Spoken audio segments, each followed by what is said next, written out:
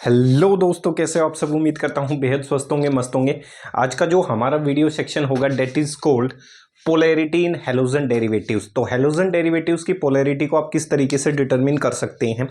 तो जो भी इस वीडियो सेक्शन के माध्यम से मुझे देख पा रहे हैं, सभी दोस्तों को, बहनों को, आपके अपने भाई की तरफ से, आपके दोस्त की तरफ से सबसे पहले प्यार भरी राम राम, सत श्री अकाल, जय हिंद, जय भारत। उम्मीद करता हूँ आप बेहद स्वस्थ होंगे, मस्त होंगे।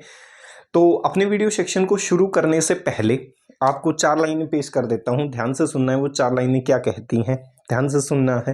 राज तो हमारा हर जगह पे है, राज तो हमारा हर जगह पे है, पसंद करने वालों के दिल में और नापसंद करने वालों के दिमाग में। सही है। तो भाई अपना राज जो है वो क्या है, हर जगह है। तो ये 4 लाइनें हैं मोटिवेशनल की, कि समझने वालों के लिए तो लाइनें काफ़ी गहरी हैं, तो समझ गए होंगे। प्यार करने वालों के लिए दिल में है और नफरत करने वालों के दिमाग में छपे हुए हैं। तो इस चीज़ को शुरू करते हैं, अपने वीडियो सेक्शन को शुरू कर लेते हैं। तो पोलैरिटी इन हैलोजन डेरिवेटिव से आप समझते क्या हैं, किस तरीके से इसका मीनिंग आप डिफाइन कर सकते हैं। तो शुरू करते हैं, देखो ध्यान से। सही है, देखो पोलैरिटी इन हैलोजन डेरिवेटिव्स क्या हैं। आपको पता है जो हैलोजन डेरिवेटिव्स होते हैं उसमें कार्बन जो है वो किससे जुड़ा हुआ है, हैलोजन से। किससे जुड़ा हुआ है, हैलोजन से। कार्बन और हैलोजन में हैलोजन की जो इलेक्ट्रोनेगेटिविटी होती है वो क्या होती है, ज़्यादा। और ज़्यादा होने की वजह से जो कार्बन होता है वो आसानी से इलेक्ट्रॉन खींच लेता है, किससे, हैलोजन से। तो मैं कह सकता हूं इस दौरान जब कार्बन ने हैलोजन से इलेक्ट्रॉन खींचे होंगे तो कार्बन पे चार्ज पार्शियल पॉजिटिव आया होगा, हैलोजन पे चार्ज कैसा आया होगा, पार्शियल नेगेटिव। तो मुझे पता है, वी नो डेट, हम जानते हैं, we know that, we know that halogen derivatives, we know that halogen derivatives are polar in nature. हम जानते हैं कि हैलोजन जो डेरिवेटिव्स हैं वो कैसे होते हैं, पोलर होते हैं नेचर के अंदर। हम जानते हैं कि हैलोजन डेरिवेटिव्स कैसे होंगे, पोलर होंगे नेचर के अंदर। सही है भाई। We know that halogen derivatives are polar in nature. क्यों भाई, because in case of, because in case of halogen derivatives, because in case of halogen derivatives, halogen which is more electronegative, which is more electronegative in nature than carbon, it withdraws electron, it withdraws electron from attached carbon and hence carbon acquire,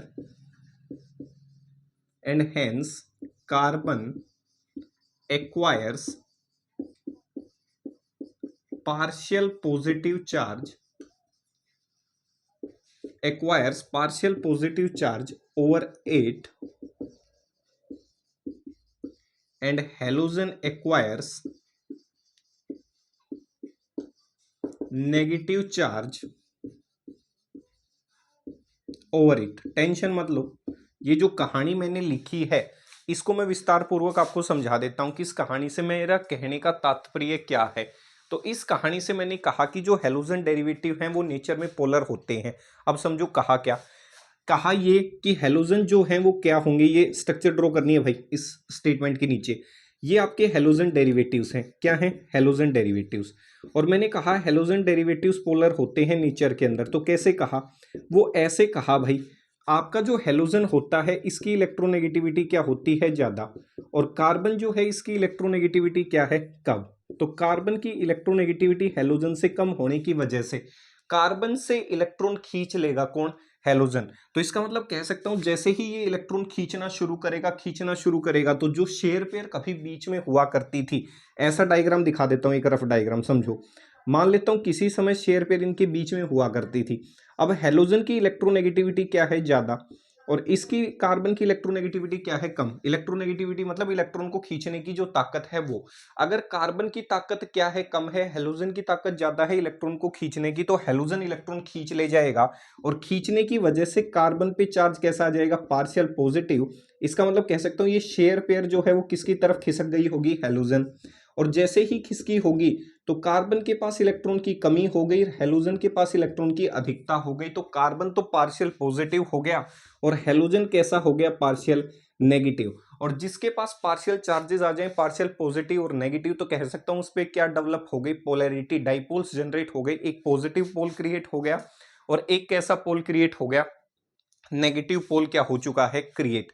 तो यही मैंने लिखा कि halogen की electronegativity ज्यादा होने की वजह से वो कार्बन से इलेक्ट्रॉन खींच लेता है, जिसकी वजह से कार्बन पे चार्ज पार्शियल पॉजिटिव और हेलोजन पे चार्ज कैसा आएगा, पार्शियल नेगेटिव। इस आधार पे कह सकता हूं कि हेलोजन डेरिवेटिव्स नेचर में कैसे होते हैं, पोलर होते हैं। अब क्वेश्चन ये, भाई ठीक है पोलर होंगे, कोई बात नहीं, अगर ये हेलोजन डेरिवेटिव्स पोलर हैं तो कोई तो ऐसा फिनोमिना होगा जिसके आधार पे आप उस इंडिविजुअल की पोलैरिटी निकाल सकते हैं। भाई पोलर होगा तो कितना होगा, तो किसी भी इंडिविजुअल स्पीसीज की पोलैरिटी निकालने के लिए जिस पैमाने की, जिस पैरामीटर की आवश्यकता पड़ती है उस पैमाने को डाइपोल मूवमेंट कहा जाता है। तो किसी भी इंडिविजुअल मॉलिक्यूल की पोलैरिटी आप कैसे निकाल सकते हैं, डाइपोल मूवमेंट से निकाल सकते हैं। तो दूसरा पॉइंट ये है कि किसी भी मॉलिक्यूल की polarity, polarity of an molecule, polarity of an molecule can be determined, कैसे डिटरमिन कर सकते हैं, polarity of an molecule, polarity of an molecule can be determined from its, किससे, from its dipole moment। अगर किसी भी bond की polarity आप निकालना चाहते हैं कि बॉन्ड एक्चुअल में पोलर है या नहीं, तो उस इंडिविजुअल बॉन्ड की, उस इंडिविजुअल मॉलिक्यूल की क्या कैलकुलेट कर लें, डाइपोल मोमेंट कैलकुलेट कर लें। तो polarity of an molecule can be determine from its dipole moment. और डाइपोल मोमेंट को केमिस्ट्री की भाषा में म्यू से दिखाया जाता है। डाइपोल मोमेंट होता क्या है, डाइपोल मोमेंट प्रोडक्ट होता है चार्ज का और distance of separation between charges. D का मतलब आप बॉन्ड लेंथ कह सकते हो या चार्जेस के बीच की दूरी कह सकते हो। और क्यू का मतलब कितनी चार्ज सेपरेशन आई, कितनी चार्ज सेपरेशन मतलब किसी ने इलेक्ट्रॉन खींचा तो खींचने की वजह से किसी के ऊपर कितना चार्ज पॉजिटिव हुआ, कितना चार्ज नेगेटिव हुआ, डेट इज चार्ज सेपरेशन। तो म्यू इज इक्वल टू किसके बराबर होता है, क्यू इंटू डी। हम जानते हैं आपकी जो डाइपोल मूवमेंट होती है, dipole movement is a vector quantity. Basic information दे रहा हूं भाई इसके बारे में, और वैसे आपको पता भी होना चाहिए। डाइपोल मूवमेंट जो है वो कैसी क्वांटिटी है, डाइपोल मूवमेंट जो है वो एक वेक्टर क्वांटिटी है। कैसी क्वांटिटी है डाइपोल मूवमेंट, एक वेक्टर क्वांटिटी है। सही है, देखो ध्यान से, अगर डाइपोल मूवमेंट एक वेक्टर क्वांटिटी है तो आपने पढ़ा है फिजिक्स के अंदर, वेक्टर क्वांटिटी वो होती हैं जिन क्वांटिटीज का मैग्नीट्यूड भी हो प्लस क्या हो, डायरेक्शन। तो वेक्टर क्वांटिटी वो होती हैं, वेक्टर क्वांटिटी क्या होती हैं, सही है, दोज क्वांटिटीज, ऐसी quantity, those quantities, those quantities, those quantities which have both, which have both magnitude as well as direction।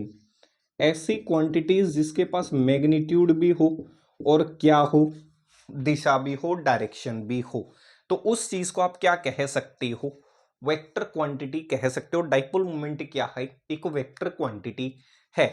Dipole movement की जो डायरेक्शन होगी, डाइपोल मूवमेंट में क्या लगाए जाते हैं, एरो लगाए जाते हैं, तो एरो की जो डायरेक्शन होगी, देखो लोन पेयर अगर मौजूद है केमिस्ट्री में तो लोन पेयर की जो डायरेक्शन दिखाओगे वो towards the lone pair.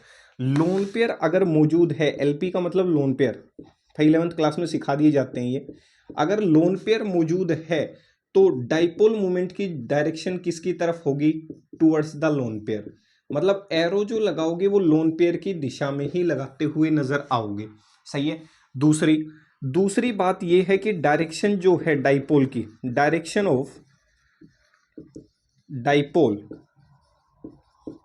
Of dipole movement is start from, कहां से स्टार्ट होगी, is starts from less electronegative atom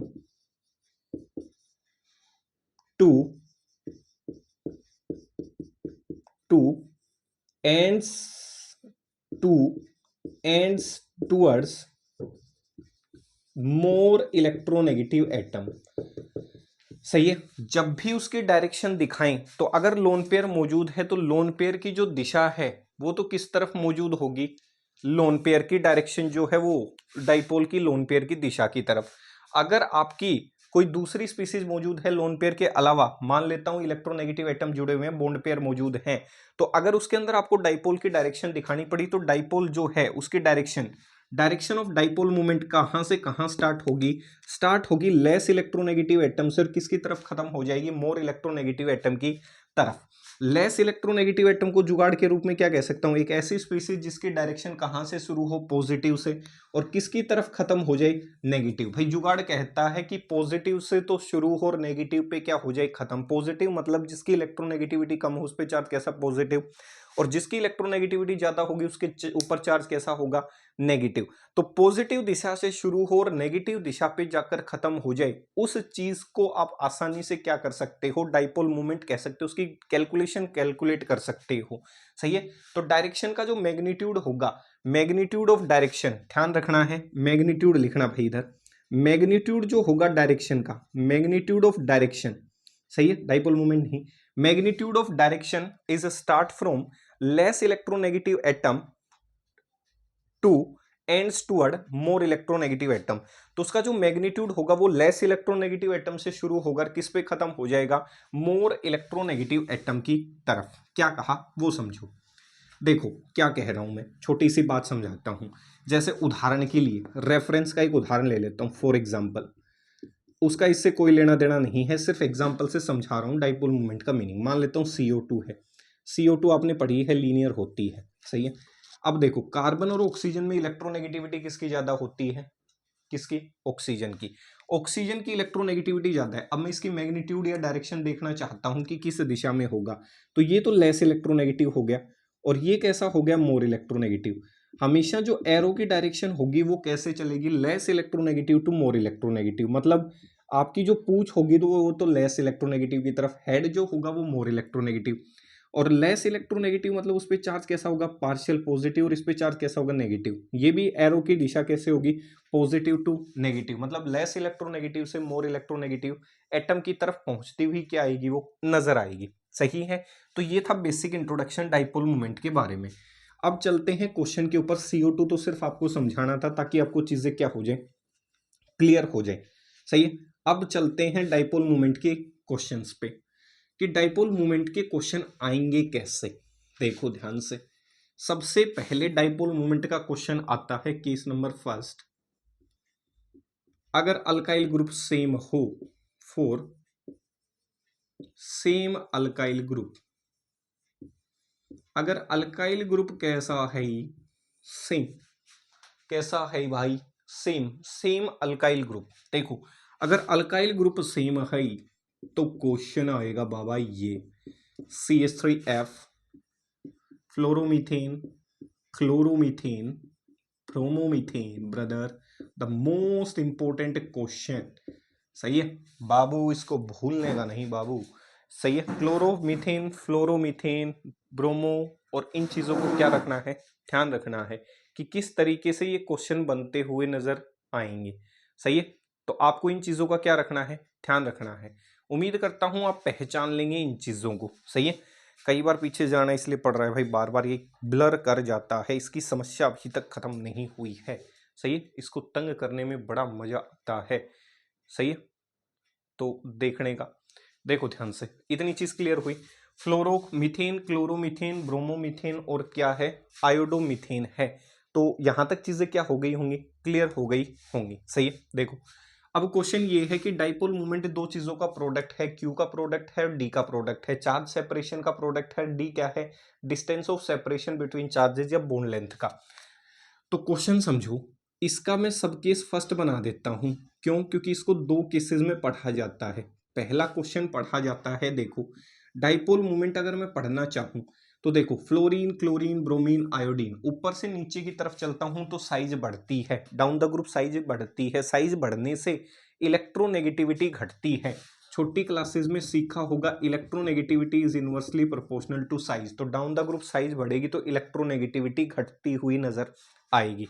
तो इस दिशा में अगर इलेक्ट्रोनेगेटिविटी घटी, इलेक्ट्रोनेगेटिविटी मतलब इलेक्ट्रॉन को खींचने की क्षमता अगर क्या कर रही है, घट रही है। इलेक्ट्रॉन को खींचने की अगर क्षमता क्या कर रही है मेरे भाई, घट रही है।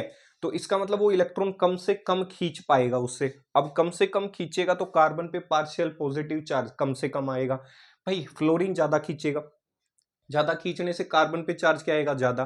तो जितना ज्यादा चार्ज होगा, म्यू क्या होता है, mu is equal to Q into D. जितना ज्यादा चार्ज उतना ही ज्यादा डाइपोल मूवमेंट होने की संभावना। तो देखो फ्लोरीन ज्यादा खींचेगा, आयोडीन सबसे कम खींचेगा। तो कह सकता हूं इस दिशा में क्यू तो क्या कर रहा है, डिक्रीज। अब डी का मतलब है बॉन्ड लेंथ, बॉन्ड की लंबाई। तो जब ऊपर से नीचे चलोगे तो साइज बढ़ेगी, साइज बढ़ने से बॉन्ड की लंबाई भी बढ़ेगी, और बॉन्ड की लंबाई बढ़ने का मतलब डी तो क्या हो गया, इंक्रीज। सही है, एक चीज बढ़ रही है, एक चीज घट रही है। अब क्वेश्चन ये तो दोनों का प्रोडक्ट है क्यू इंटू डी। अब कोई एक रिजल्टेंट निकल के आए तो मैं कह सकता हूं कि इसका आंसर क्या होगा। एक बढ़ाना चाहता है, एक घटाना चाहता है, तो इसका मतलब अभी इनका क्या करवाना पड़ेगा, समझौता करवाना पड़ेगा। ये देखना पड़ेगा कि कौन सी चीज किसको क्या कर रही है, फेवर कर रही है। तो देखो अब शुरू करते हैं क्वेश्चन को सेपरेट करना, सब केस फर्स्ट। पेपर के अंदर कैसे क्वेश्चंस मिलेंगे, आपसे पूछेगा CH3Cl एंड CH3F। एक बार इन दोनों को कंपेयर कर देता हूं, ध्यान से देखने का, बड़ा ही इंटरेस्टिंग और एक्सेप्शनल क्वेश्चन है। इस दिशा में ध्यान से देखो क्या बढ़ता हुआ नजर आएगा, क्लोरीन। फ्लोरीन की इलेक्ट्रोनेगेटिविटी ज्यादा है तो फ्लोरीन ज्यादा से ज्यादा इलेक्ट्रॉन खींचेगा कार्बन से, जिसकी वजह से कार्बन पे चार्ज बढ़ेगा तो क्यू क्या करेगा, बढ़ेगा। इस दिशा के अंदर आपका जो डी है भाई, इसकी साइज बड़ी होगी, इसकी साइज छोटी होगी, तो डी जो है वो तो क्या करेगा, डिक्रीज। सही है, क्यू बढ़ा, डी घटा। अब क्वेश्चन ये कि किसका बढ़ाव ज्यादा है, तो इस केस के अंदर क्यू का जो इंक्रीज है, इस केस के अंदर इस दिशा में जो डाइपोल मूवमेंट है वो क्या कर जाती है, डिक्रीज कर जाती है। मतलब क्लोरीन की डाइपोल मोमेंट ज्यादा है फ्लोरीन से। किससे, फ्लोरीन से। इसका मतलब ये क्यू वाला फैक्टर प्रिडोमिनेट नहीं हुआ, कौन सा फैक्टर प्रिडोमिनेट हो गया, डी का फैक्टर प्रिडोमिनेट हो गया। कह सकता हूं इस दिशा में क्यू तो बढ़ रहा है, सही है, डी क्या कर रहा है, घट रहा है। घटने वाला जो फैक्टर है वो प्रीडोमिनेट हो गया, और प्रीडोमिनेट होने की वजह से बॉन्ड लेंथ वाले फैक्टर ने चार्ज वाले फैक्टर को क्या कर लिया, दबा लिया। प्रोडक्ट था क्यू इंटू डी, ये बढ़ रहा है और ये घट रहा है। घटने वाला फैक्टर ज्यादा बड़ा है, घटने वाली संख्या ज्यादा बड़ी है। तो अगर घटने वाली संख्या को थोड़ी सी बढ़ने वाली संख्या से गुणा करोगे तो आंसर हमेशा क्या आएगा, छोटा। भाई एक छोटी से छोटी संख्या, भाई संख्या छोटी से छोटी हो गई, किसी भी बड़ी संख्या को छोटी से छोटी संख्या से गुणा करोगे तो आंसर छोटे से छोटा आएगा। इसीलिए क्लोरोमीथेन की डाइपोल मूवमेंट ज्यादा होती है किससे, फ्लोरोमीथेन की डाइपोल मूवमेंट से। अब क्वेश्चन ये अचानक चमत्कार हुआ कैसे, देखो भाई ये चमत्कार ऐसे हुआ, इसका रीजन सुनो ध्यान से। रीजन ये है कि फ्लोरीन जो है वो इलेक्ट्रोनेगेटिव एटम है, सबसे ज्यादा इलेक्ट्रॉन खींच रहा होगा, चार्ज सेपरेशन बढ़ा रहा होगा। लेकिन इस केस में इलेक्ट्रोनेगेटिविटी का जो फैक्टर है वो आउट ऑफ द सिलेबस हो जाता है, वो काम करना क्या कर देता है, बंद। अब क्वेश्चन ये कि फ्लोरीन जो है वो इलेक्ट्रोनेगेटिव एटम तो है, लेकिन वो फैक्टर काम ही नहीं कर पा रहा ढंग से। काम ना करने के पीछे कारण सुनो, फ्लोरीन लगातार इलेक्ट्रॉन खींचेगा खींचेगा खींचेगा। अब खींचने के बाद किसी से चीज चुराओगे तो चीजों को कहीं ना कहीं रखोगे। अगर रखने के लिए घर छोटा है तो चीज़ों की क्या होगी, खोज पोछ होगी, क्या होगी चीज़ एक दूसरे के अंदर। समझो, मान लेता हूं मैं जिस कमरे से आपको पढ़ा रहा हूं, इस कमरे में मान लेता हूं 10 लोग आ सकते हैं, छोटा कमरा है। अगर मैं इसके अंदर 15 लोग करूंगा तो क्या होंगे भाई, कमरे को ऑर्बिटल मान लेता हूं, क्या मान लेता हूं, ऑर्बिटल। इस ऑर्बिटल के अंदर मान लेता हूं कि कम लोग आ सकते हैं, 10 लोग आ सकते हैं। अगर मैं 15 लोग घुसा दूंगा तो उससे क्या होगा, धक्का मुक्की होगी, रिपल्शन होगा, चीजें बाहर निकलने की कोशिश करेंगी, कह सकता हूं। तो फ्लोरीन की साइज छोटी होती है, आपको पता है फ्लोरीन अपने इलेक्ट्रॉन किस में रखता है, 2p ऑर्बिटल के अंदर, और 2p ऑर्बिटल की साइज छोटी होती है। अब इलेक्ट्रॉन खींचे जा रहे, खींचे जा रहे, खींचे जा रहे, ऑर्बिटल की साइज छोटी है, छोटी साइज होने की वजह से फ्लोरीन जो है वो इलेक्ट्रॉन किस में रखेगा, अपने छोटे ऑर्बिटल में। अब छोटे ऑर्बिटल में इलेक्ट्रॉन पास पास होंगे, इलेक्ट्रॉन डेंसिटी क्या होगी, पास पास, और पास पास होने की वजह से इलेक्ट्रॉन डेंसिटी कैसी होगी, नेगेटिवली चार्ज। खींचे जा रहे हो, खींचे जा रहे हो, ऑर्बिटल के अंदर नेगेटिव चार्ज बढ़ता जा रहा है, बढ़ता जा रहा है। एक वक्त ऐसा आएगा कि नेगेटिव चार्ज एक दूसरे को क्या करना शुरू कर देगा, रिपेल, और रिपल्सन से एनर्जी बढ़ जाती है और स्टेबिलिटी घट जाती है। तो इसका मतलब इसकी स्टेबिलिटी क्या कर जाएगी, घट जाएगी। तो फ्लोरीन जो है वो छोटे ऑर्बिटल के अंदर इलेक्ट्रॉन रखने की वजह से उसके इलेक्ट्रोनेगेटिविटी के फैक्टर को आउट ऑफ द क्या कर देता है, बॉक्स कर देता है, इसीलिए आंसर ऑपरेट हो जाता है। तो रीजन क्या लिखोगे, बिकॉज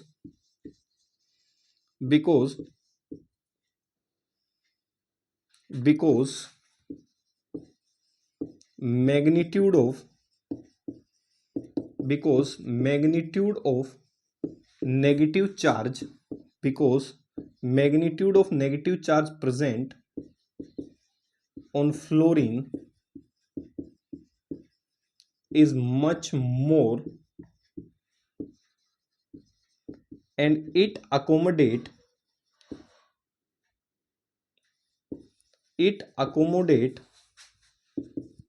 नेगेटिव चार्ज, या फिर क्या कह दूं, इलेक्ट्रॉन डेंसिटी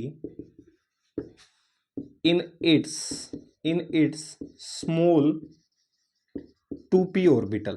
सही है, because magnitude of negative charge present on fluorine is much more. लगातार इलेक्ट्रॉन खींचता रहेगा तो उसका मैग्नीट्यूड ऑफ नेगेटिव चार्ज क्या कर जाएगा, बढ़ जाएगा। And it accommodate negative charge in its small 2p orbital where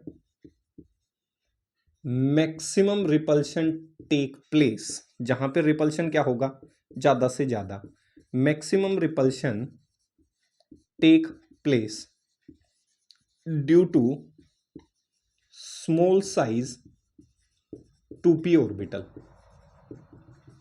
इसी रीजन की वजह से, ड्यू टू दिस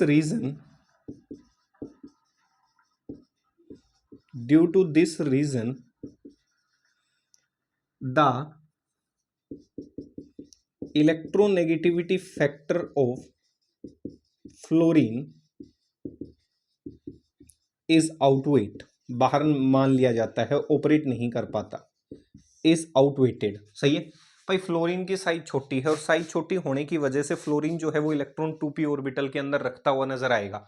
अब इतनी छोटी साइज होती है फ्लोरीन की कि रखता रखता रखता रखता अपने ऑर्बिटल के अंदर ही इतना रिपल्शन क्रिएट कर लेता है कि वो क्या करेगा, अनस्टेबल हो जाएगा। तो फ्लोरीन का जो फैक्टर था इलेक्ट्रोनेगेटिविटी वाला, वो ढंग से काम नहीं कर पाता। अब इलेक्ट्रोनेगेटिविटी का फैक्टर जिसके ऊपर उसको घमंड था कि मैं इसके आधार पे अपनी डाइपोल मोमेंट बढ़ा लूंगा, अब वही ढंग से काम नहीं करेगा। भाई कमरे में 10 लोग आने थे तो 10 तक तो काम ठीक चल रहा था, अब ला रहे हो 15 कर दिए, 20, 25, 30, 50।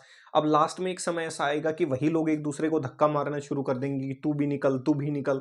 तो फ्लोरीन को जिस चीज का घमंड था, दैट इज इलेक्ट्रोनेगेटिविटी, कुछ हद तक तो वो काम करी, लेकिन एक लिमिट पे पहुंचने के बाद जब उसके ऑर्बिटल के अंदर इलेक्ट्रॉन की संख्या बढ़नी शुरू हो गई, अब वही इलेक्ट्रोनेगेटिविटी उसका दुश्मन हो गई, वो ढंग से काम नहीं कर पाई। इसी वजह से इलेक्ट्रोनेगेटिविटी का फैक्टर ऑपरेट नहीं हो पाया। इलेक्ट्रोनेगेटिविटी का फैक्टर अगर ऑपरेट नहीं होगा तो चार्ज बेशक बढ़ा हो, लेकिन उतना नहीं बढ़ा होगा जितना उसने एक्सपेक्ट किया होगा। तो इस बीच फायदा कौन उठा के लेकर चला गया, डाइपोल मोमेंट का जो प्रोडक्ट डी है वो फायदा उठा के चला गया और डी फैक्टर प्रिडोमिनेट कर गया, जिसकी वजह से डाइपोल मोमेंट घट गई। हमेशा ध्यान रखना है, क्लोरोमीथेन की डाइपोल मोमेंट सबसे ज्यादा होती है। अगर पेपर में पूछे फ्लोरोमीथेन और क्लोरोमीथेन तो आंसर होगा फ्लोरोमीथेन की डाइपोल मोमेंट ज्यादा होगी। सब केस नंबर 2, अब इनको आपने कंपेयर कर लिया, सही है। अब मैं छोड़ देता हूँ क्लोरीन को। अब मैं कंपेयर करवाता हूँ CH3F, मान लेता हूँ कुछ समय के लिए फ्लोरीन क्लोरीन को छोड़ देता हूँ। मुझे पता चला कि क्लोरीन जो है उसकी डाइपोल मोमेंट तो सबसे ज़्यादा होगी। अब इनको और चेक कर लेता हूँ, बचे हुए 3 को। फ्लोरीन, ब्रोमीन, आयोडीन, चेक करो। इस दिशा में इलेक्ट्रोनेगेटिविटी घट रही है क्योंकि आयोडीन का साइज बढ़ेगा, साइज बढ़ने से इलेक्ट्रोनेगेटिविटी घट जाती है। तो इलेक्ट्रोनेगेटिविटी घट गई तो इलेक्ट्रॉन को खींचने की क्षमता घट गई, और इलेक्ट्रॉन को खींचने की क्षमता अगर घटी तो उस कार्बन पे चार्ज घट गया, तो Q क्या कर जाएगा? डिक्रीज। अगर Q घट गया तो डाइपोल मोमेंट जो D है, सॉरी बॉन्ड लेंथ जो D है वो क्या हो जाएगी? इंक्रीज। पढ़ने पर यह पाया गया कि इस दिशा के अंदर डाइपोल मूवमेंट घट रही है। डाइपोल मूवमेंट क्या कर रही है ब्रदर? डिक्रीज हो रही है। और डाइपोल मूवमेंट डिक्रीज तब हो सकती है जब Q का डिक्रीज प्रीडोमिनेट हो, Q का फैक्टर दबा ले। किसके फैक्टर को? बॉन्ड लेंथ के फैक्टर को। इसका मतलब ढंग से इलेक्ट्रोनेगेटिविटी का फैक्टर काम करने का, सही है, वो इतना उलझ पुलझ नहीं होने का, तो आसानी से आंसर देने का, सही है। सांस ले लो तब तक, सही है, थोड़ा सा सांस ले लो भाई, सांस मैं भी ले लेता हूं, ठीक है, वरना पता चला निकल लिए दोनों ही। सांसम सांस, सही, वो गाना सुना होगा ना, सांस में सांस मिली, सही है, एब्सुडेंट। देख लो, तब तक एक शायरी सुना देता हूं अच्छी सी, सुनो शायरी। हमारे बाद महफिलों में अफसाने बयां होंगे, हमारे बाद महफिलों में अफसाने बयां होंगे, बहारें हमको ढूंढेंगी, ना जाने हम कहाँ होंगे। सही है, तो छोटी सी शायरी है, सुन लो सुन लो, अच्छा लगेगा। ऐसा लग रहा है शायद पीछे भी सुनी होगी, चेंज कर देंगे, टेंशन ना ही लेने का। शायरी मैं लिख के आता हूँ तुम्हारे लिए, सही है। एक और सुन लो फिर लगे हाथ, अगर सुन ही रहे हो फिर कंप्लीट करेंगे, ध्यान से सुनने का रे बाबा शायरी, सही है। सुनो, कैसी सुनोगे? प्यार मोहब्बत वाली सुना देता हूँ, सही है। कैसी? संभाल लेना, प्यार मोहब्बत की शायरी है। गुजरता है मेरा हर दिन, गुजरता है मेरा हर दिन, मगर पूरा नहीं होता। गुजरता है मेरा हर दिन मगर पूरा नहीं होता, मैं चलता जा रहा हूँ और सफ़र पूरा नहीं होता। तो उम्मीद करता हूँ ये लाइनें आपको पसंद आई होंगी, सही है। गुजरते चले जा रहे हैं पर सफ़र पूरा नहीं हो रहा है, सही है, देखने का। तो मोरल ऑफ द स्टोरी ये है कि क्लोरीन और फ्लोरीन के कंपैरिजन में क्लोरीन की सबसे ज़्यादा, इनके कंपैरिजन में फ्लोरीन सबसे ज़्यादा। तो फाइनल रिजल्टेंट छाप देता हूँ कि नेट रिजल्टेंट क्या होगा रे बाबा? नेट रिजल्टेंट ये होगा, क्या होगा ये नेट रिजल्टेंट?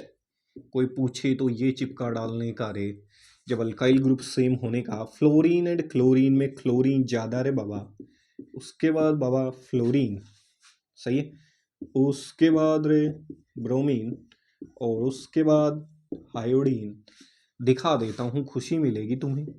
इसकी डाइपोल मोमेंट होती है 1.86 डिबाई, ज़्यादा फर्क नहीं होता है, समझ सोचना अचानक से कोई चमत्कार होगा, बस पॉइंटों का डिफरेंस है, देख सकते हो। ये इनकी डाइपोल मोमेंट्स हैं। तो इस दिशा में डाइपोल मोमेंट का नेट रिजल्टेंट खट गया रे, ले बाबा ले, पहचान ले इसको, सही है। कहानी समझ आई? समझ आई? बहुत अच्छा है। अगर कहानी समझ आई तो बहुत अच्छा है, बहुत अच्छा है, इसका मतलब इंटेलिजेंट हो गया रे। तेरे को कहानी समझ आई तो इसका मतलब तू इंटेलिजेंट हो गया। ठीक भाई, मजा आया? मजा आना चाहिए बस। कहानी का शीर्षक क्या है? चलें, फॉर सेम अल्काइल ग्रुप्स, अगर अल्काइल ग्रुप सेम है तो ये उसके आंसर्स होंगे। चलो आगे बढ़ते हैं।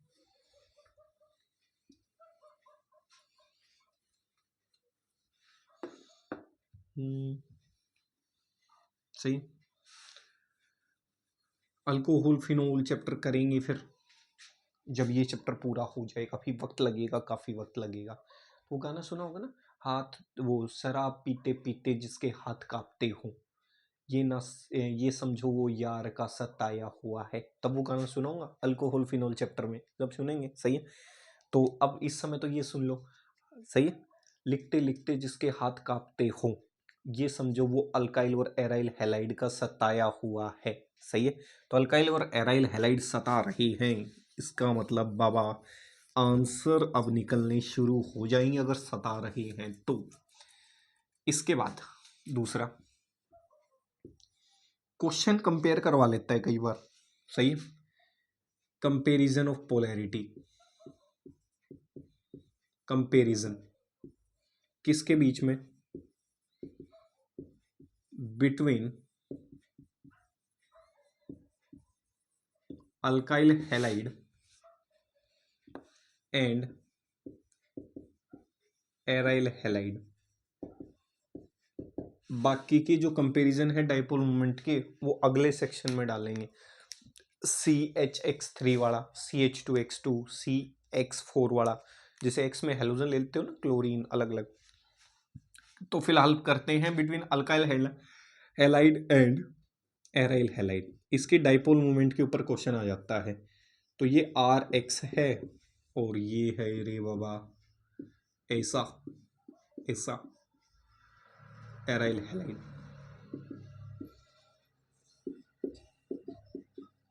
डाइपोल मोमेंट क्या होने का रे बाबा? Q/D। तो पहले इसको एक्सप्लेन कर देते हैं चार्ज सेपरेशन। किस पे? फिर एक लाइन में ट्रिक दे दूंगा मैं आपको, चार्ज सेपरेशन। सही है। तो केस 4 पहला, केस फर्स्ट, चार्ज सेपरेशन निकाल लेते हैं किसकी? For alkyl halide. Alkyl halide की चार्ज सेपरेशन का कंसेप्ट क्या कहता है? देखो जी, चार्ज सेपरेशन क्या कहती है? अल्काइल हैलाइड के अंदर जो हेलोजन है वो कार्बन से जुड़ा हुआ है। सही है। किससे जुड़ा हुआ है? कार्बन से जुड़ा हुआ है। और कार्बन भी कैसा है? sp3 कार्बन है। और sp3 कार्बन की इलेक्ट्रोनेगेटिविटी क्या होती है? कम। तो हेलोजन ज्यादा से ज्यादा इलेक्ट्रॉन खींचेगा किससे? कार्बन से। और जितने ज्यादा से ज्यादा इलेक्ट्रॉन खींचेगा उतना ही ज्यादा कार्बन पे चार्ज आएगा पॉजिटिव, उतना ही पार्शियल पॉजिटिव चार्ज बढ़ेगा। और चार्ज बढ़ेगा तो चार्ज सेपरेशन का फैक्टर किसको प्रिडोमिनेट कर रहा है रे बाबा? अल्काइल हैलाइड को। एराइल हैलाइड में देखो, हेलोजन जुड़ा हुआ है किससे? sp2 कार्बन से। sp2 कार्बन की इलेक्ट्रोनेगेटिविटी sp3 से क्या होती है? ज्यादा। अब ज्यादा वाले से इलेक्ट्रॉन खींचना ज्यादा, अब आपसे ताकतवर वाला क्या है? ठीक ठाक ताकत का सामने आ गया। अब उससे किसी चीज को छीनना क्या हो जाएगा? मुश्किल। और जितना मुश्किल होता जाएगा उतना ही कार्बन पे पार्शियल पॉजिटिव चार्ज घटता जाएगा। तो चार्ज का फैक्टर अल्काइल हैलाइड को फेवर कर रहा है, किसको फेवर नहीं कर रहा? एराइल हैलाइड को। तो वही लिखने वाला हूं फॉर अल्काइल हैलाइड। तो ध्यान से देखना है, in case of alkyl halide, in case of, सिर्फ जो समझाया वही इंग्लिश में इजेमार लिख रहा हूं। इन case of alkyl halide, halogen is attached, halogen is attached with sp3 hybridized carbon which is less electronegative in nature। इससे क्या होगा? hence हेलोजन विड्राज, विड्राज का मतलब होता है खींचना, hence halogen withdraws more electron from sp3 carbon and hence acquire more positive charge over it and hence charge separation on sp3 hybridized carbon increases।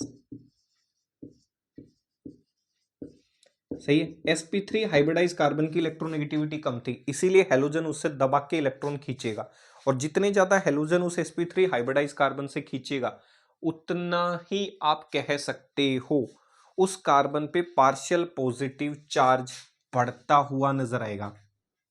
More partial positive charge, उतना ही ज्यादा उसके ऊपर partial positive charge क्या करता हुआ नजर आएगा, बढ़ता हुआ नजर आएगा। सही है। ये तो था अल्काइल हैलाइड के केस में। देख लो ध्यान से, देख लो रे, इधर से लिखा रे बाबा, समझने का क्या कहा मैंने, एक लाइन में ये कहा, ये भाई sp3 कार्बन है, और sp3 कार्बन होता है लेस इलेक्ट्रोनेगेटिव, और लेस इलेक्ट्रोनेगेटिव से हेलोजन ज़्यादा से ज़्यादा इलेक्ट्रॉन खींचेगा, तो इस पे बाबा पार्शियल पॉजिटिव चार्ज ज़्यादा आएगा, इस पे पार्शियल पॉजिटिव चार्ज क्या आएगा, ज़्यादा नेगेटिव। सही है। ज़्यादा खींचेगा तो पार्शियल पॉजिटिव चार्ज ज़्यादा ही आएगा। सही है। मजा आया? समझना है, रट्टा मत मारना है मेरे भाई। सही है। रट्टा मारोगे तो द थिंग्स गेट कॉम्प्लिकेटेड, फिर तो भगवान ही मालिक। अगर केस नंबर 2 हो जाए चार्ज सेपरेशन में ही, इसी में, फॉर अल्काइल नहीं एराइल, तुम लिखने का, मैं तो इसी में करेक्शन कर डालने का, फॉर एराइल हैलाइड, इतना ही तो बचता है। काहे को मुझे परेशान कर रहे हो, और के बच्चे की जान लोगे। सही है।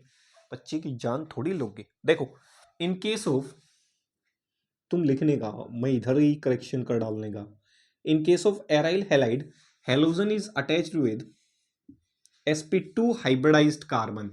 sp2 नहीं दिख रहा किसी को तो देखो रे, इधर ये वाला कार्बन देखो, देखो कैसा है, डबल बॉन्ड के साथ जुड़ा हुआ है, और डबल बॉन्ड की हाइब्रिडाइजेशन sp2 होती है बरे, is attached with a sp2 hybridized carbon which is more electronegative in nature, and hence halogen withdraws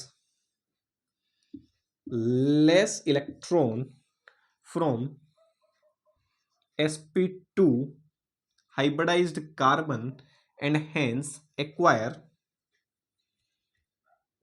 less partial positive charge over it, and hence charge separation on sp2 hybridized carbon decreases। सही है। बस कुछ नहीं किया, शब्दों का हेर फेर किया रे मैंने। तुम जब तक छापो इसको, छापो छापो, छापम छापी रखो, लिखो रे बाबा।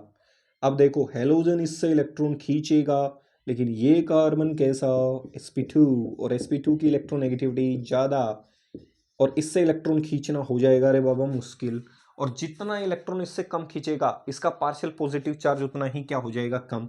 तो इसका मतलब बाबा ये इससे कम खींचेगा, डबल पार्शियल पॉजिटिव, इसको भी कम मिलेगा, तो इस पे डबल पार्शियल नेगेटिव कह सकता हूँ भाई। ज्यादा से ज्यादा खींचेगा तो डेल्टा जो है वो क्या दिखेंगे, कम दिखेंगे। ज्यादा डेल्टा संख्या बढ़ने का मतलब है वो उससे कम खींच पा रहा है, ऐसे मत सोचना डेल्टा बढ़ा दिए तो ज्यादा खींच रहा होगा। इससे क्या कर रहा होगा, sp2 जो हाइब्रिडाइज्ड कार्बन है वो क्या कर पा रहा होगा, हेलोजन जो है वो इससे कम खींच पा रहा होगा, क्योंकि ये sp2 कार्बन है, sp2 कार्बन की इलेक्ट्रोनेगेटिविटी ज्यादा, और इलेक्ट्रोनेगेटिविटी ज्यादा होने की वजह से कम इलेक्ट्रॉन खींचेगा, और कम से कम इलेक्ट्रॉन खींचेगा तो हेलोजन पे कम से कम चार्ज पहुंचेगा, कार्बन पे कम से कम चार्ज पहुंचेगा। कह सकता हूं कहानी समझ आई या नहीं। sp3 कार्बन होता तो एक एक डेल्टा दिखा देता, यहाँ डबल डेल्टा इसीलिए लिखा क्योंकि sp2 कार्बन से हेलोजन इलेक्ट्रॉन इतनी आसानी से नहीं खींच सकता। सही है। तो चार्ज सेपरेशन की कहानी तो है ये। Dipole moment is the product of Q into D. तो Q तो समझ आ गया, Q तो क्या कर गया, समझ आ गया। शायरी सुनने का तब तक, क्या सुनने का रे, शायरी सुनने का, क्या सुनने का, शायरी सुनो ध्यान से, बड़ी प्यार भरी शायरी है। सही है। संभाल लेना तुम, बस तुम संभाल लिया करो चीज़ों को।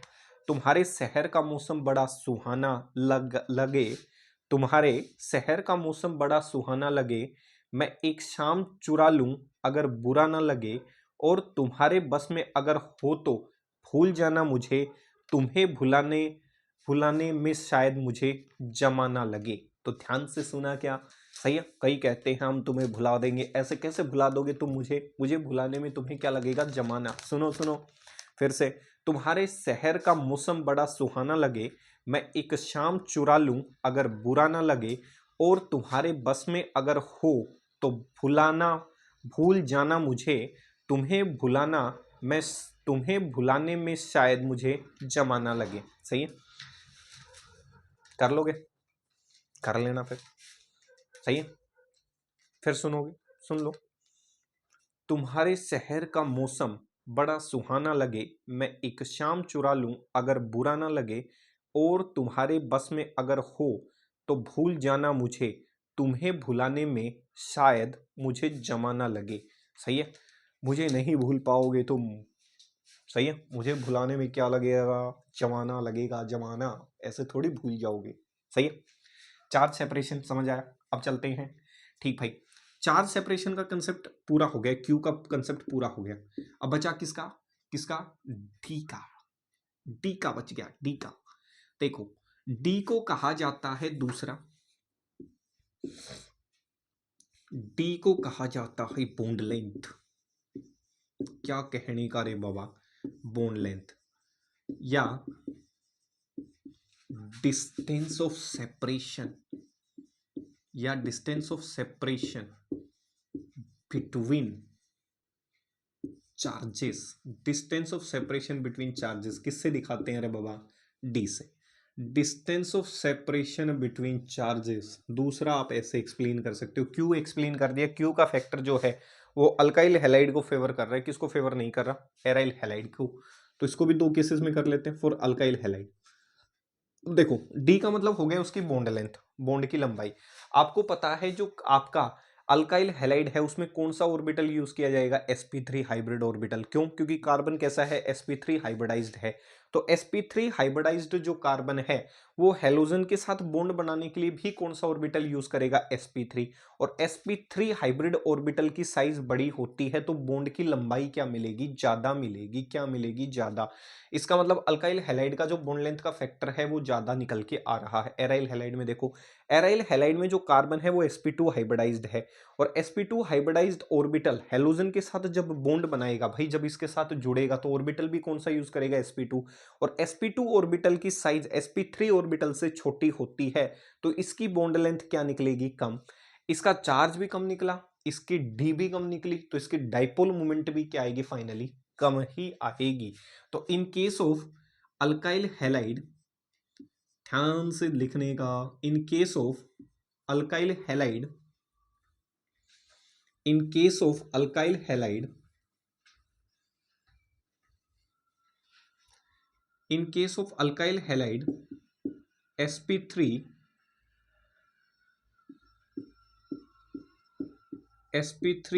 hybridized carbon is present, sp3 hybridized carbon is present which uses sp3 hybridised carbon मौजूद है।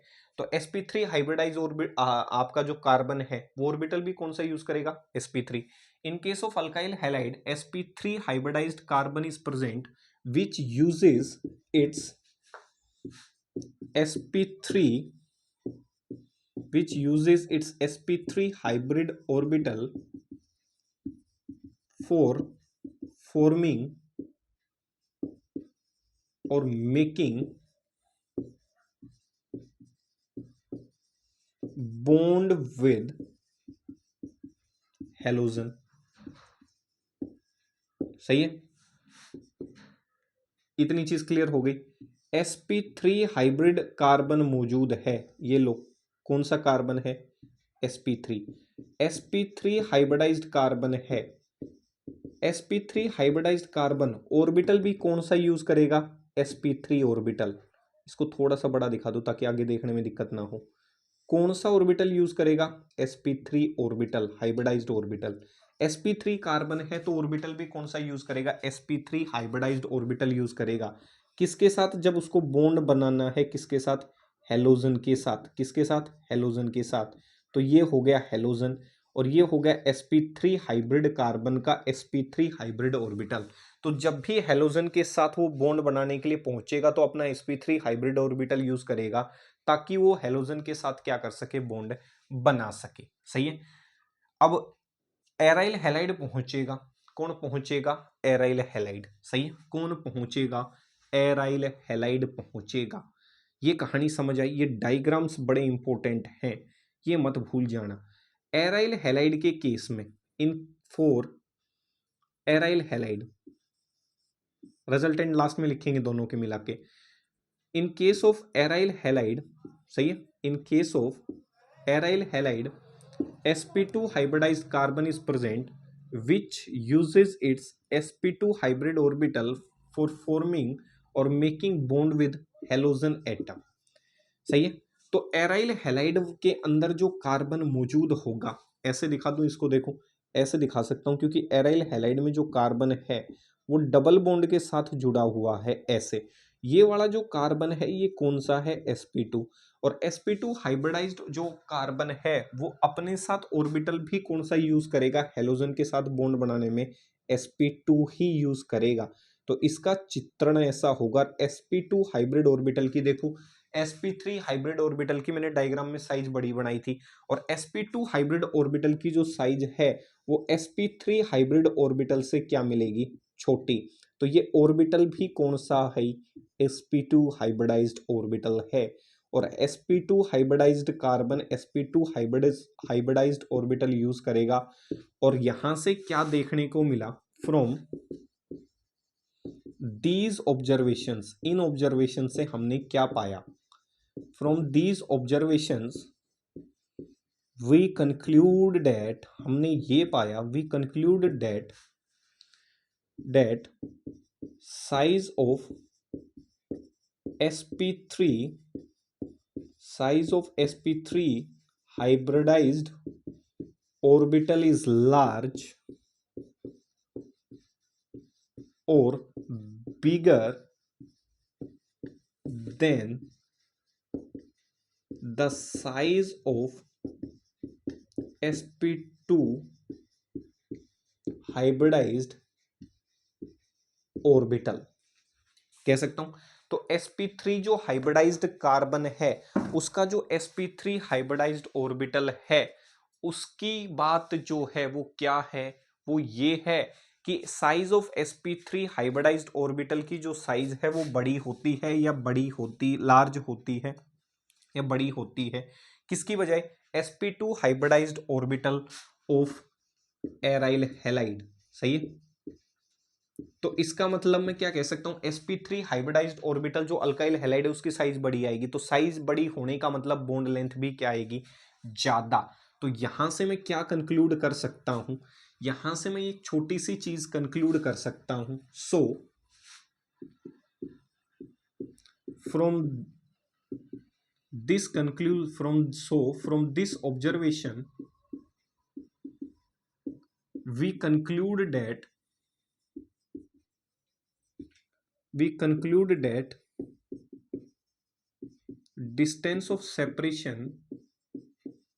distance of separation between charges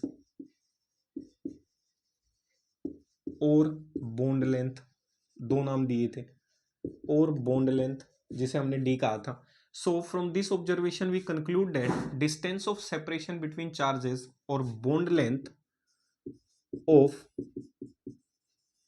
alkyl halide is much more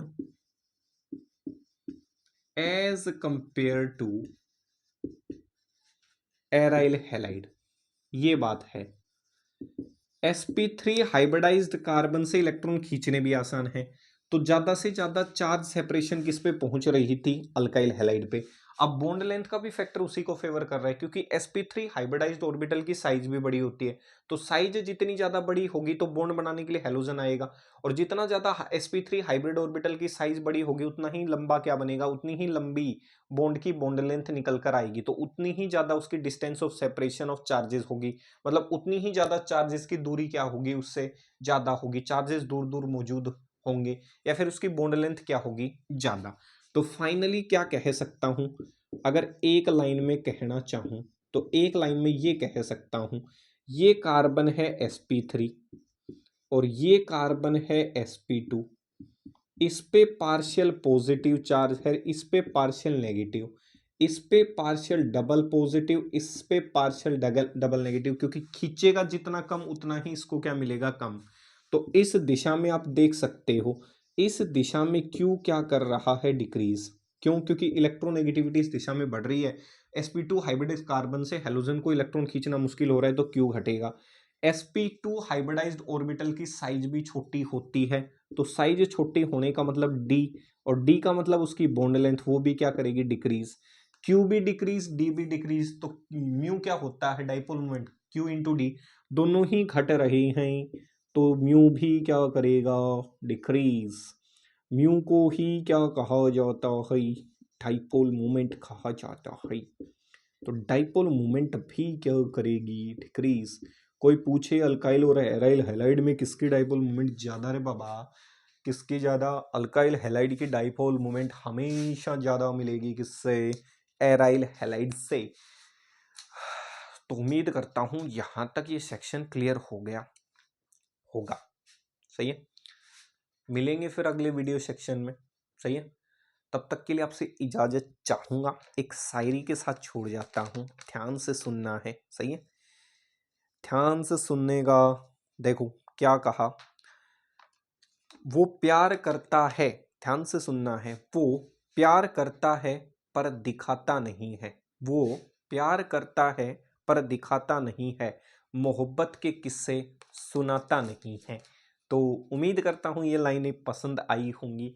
प्यार करता है पर क्या नहीं करता, दिखाता नहीं है, मोहब्बत के किस्से उसके पास भी हैं पर वो सुनाता नहीं है, सही है। तो मिलेंगे फिर अगले वीडियो सेक्शन में, तब तक के लिए स्टे सेफ, स्टे सिक्योर, माता पिता का ध्यान रखें। मिलेंगे अगले एपिसोड में, तब तक के लिए जय हिंद, जय भारत।